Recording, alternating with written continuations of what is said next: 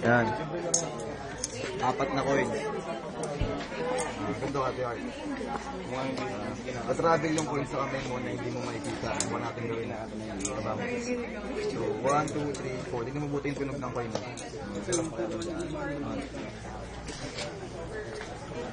Apat na coin. Oh my God. Yung second coin, babagalan natin. Babang mo din.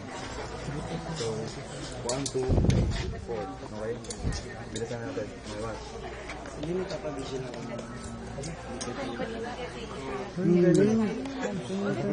Third coin, bibilisan ko. Okay? 1, 2, 3, 4. Okay, bibilisan ko ngayon.